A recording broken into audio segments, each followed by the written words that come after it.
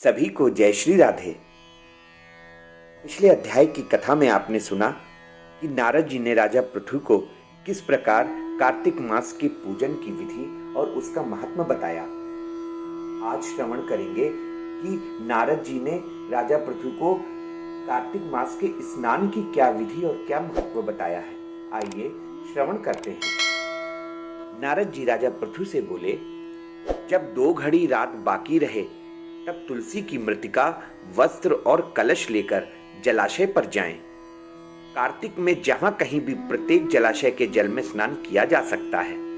गर्म जल की अपेक्षा ठंडे जल में स्नान करने से 10 गुना पुण्य होता है। उससे 100 गुना पुण्य बाहरी कुएं के जल में स्नान करने से होता है। उससे अधिक पुण्य बावड़ी में और उससे भी अधिक पुण्य पोखर में स्नान करने से होता है। उससे 10 गुना झरनों में और उससे भी अधिक पुण्य कार्तिक में नदी स्नान करने से होता है। उससे भी 10 गुना पुण्य वहां होता है जहां 2 नदियों का संगम हो, और यदि कहीं 3 नदियों का संगम हो तब तो पुण्य की कोई सीमा ही नहीं है। स्नान से पहले भगवान का ध्यान करके स्नानार्थ संकल्प करना चाहिए। फिर तीर्थ में उपस्थित देवताओं को क्रमशः अर्घ, आचमनीय आदि देना चाहिए। अर्घ देते समय ये प्रार्थना करनी चाहिए कि हे कमलनाथ, आपको नमस्कार है। हे जलशायी भगवान, आपको प्रणाम है। हे ऋषिकेश, आपको नमस्कार है। मेरे दिए अर्घ को आप ग्रहण करें। वैकुंठ, प्रयाग तथा बद्रिकाश्रम में जहां कहीं भगवान विष्णु गए वहां उन्होंने 3 प्रकार से अपना पांव रखा था। वहां पर ऋषि, वेद, यज्ञों सहित सभी देवता मेरी रक्षा करते रहे। हे जनार्दन, हे दामोदर, हे देवेश, आपको प्रसन्न करने हेतु मैं कार्तिक मास में विधि विधान से ब्रह्म मुहूर्त में स्नान कर रहा हूं। आपकी कृपा से मेरे सभी पापों का नाश हो। हे प्रभु, कार्तिक मास में व्रत तथा विधि पूर्वक स्नान करने वाला मैं अर्घ देता हूँ। आप श्री राधिका सहित ग्रहण करें। हे कृष्ण, हे बलशाली राक्षसों का संहार करने वाले भगवान, हे पापों का नाश करने वाले, कार्तिक मास में प्रतिदिन दिए हुए मेरे इस अर्घ द्वारा कार्तिक स्नान का व्रत करने वाला फल मुझे प्राप्त हो। नारद जी आगे कहते हैं कि तत्पश्चात विष्णु, शिव तथा सूर्य का ध्यान करके जल में प्रवेश कर नाभि के बराबर जल में खड़े होकर विधि पूर्वक स्नान करना चाहिए।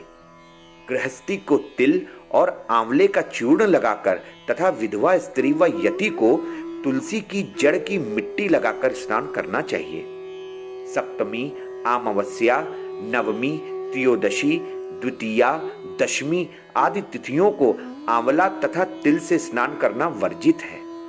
स्नान करते हुए निम्न शब्दों का उच्चारण भी करना चाहिए कि जिस भक्ति भाव से भगवान ने देवताओं के कार्य के लिए 3 प्रकार का रूप धारण किया था, वही पापों का नाश करने वाले भगवान विष्णु अपनी कृपा से मुझे पवित्र बनाएं।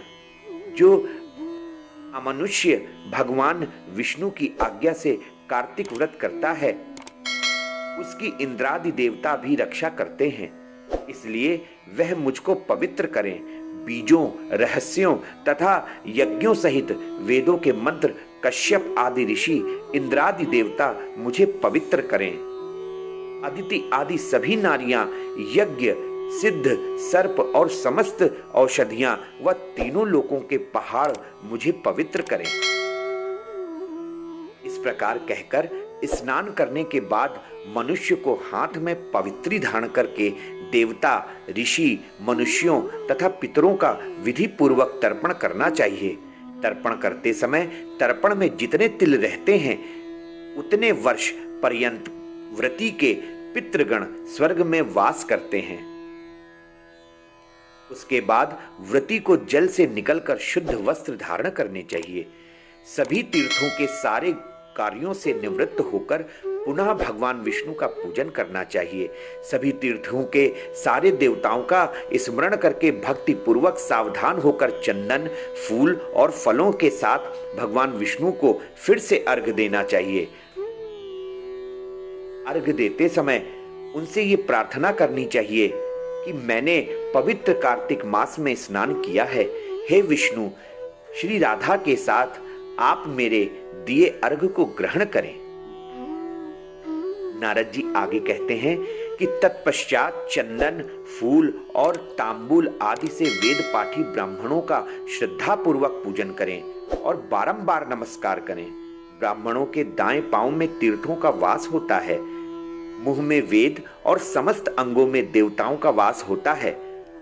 अपने कल्याण की इच्छा रखने वाले मनुष्य को इनका यानी ब्राह्मण का ना तो अपमान करना चाहिए और ना ही इनका विरोध करना चाहिए।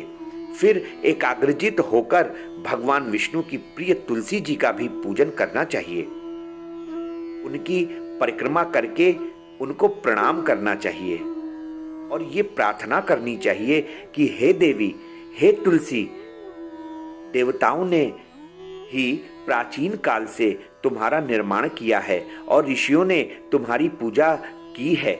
हे विष्णु प्रिया तुलसी, आपको नमस्कार है, आप मेरे समस्त पापों को नष्ट करो। इस प्रकार जो मनुष्य भक्ति पूर्वक कार्तिक व्रत का अनुष्ठान करते हैं वे संसार के सुखों को भोग कर अंत में मोक्ष को प्राप्त करते हैं। इस प्रकार आज 6वें अध्याय की कथा यही समाप्त होती है। भगवत प्रेमियों, खूब संकीर्तन कीजिए, इस कार्तिक मास में खूब प्रभु का नाम जप कीजिए, दामोदर अष्टकम का पाठ कीजिए। दामोदर अष्टकम के पाठ के लिए इस वीडियो के डिस्क्रिप्शन में लिंक दे रखा है, आप वहां पर जाकर दामोदर अष्टकम का पाठ कर सकते हैं। भगवान को प्रसन्न करने हेतु माता तुलसी की पूजा कीजिए, खूब संकीर्तन कीजिए, खूब नाम जप कीजिए, प्रभु के आगे दीप का दान कीजिए। और मैं क्या कहूं, कार्तिक मास की महिमा तो अनंत है। सभी को जय जय श्री राधे और कार्तिक मास की खूब खूब शुभकामनाएं।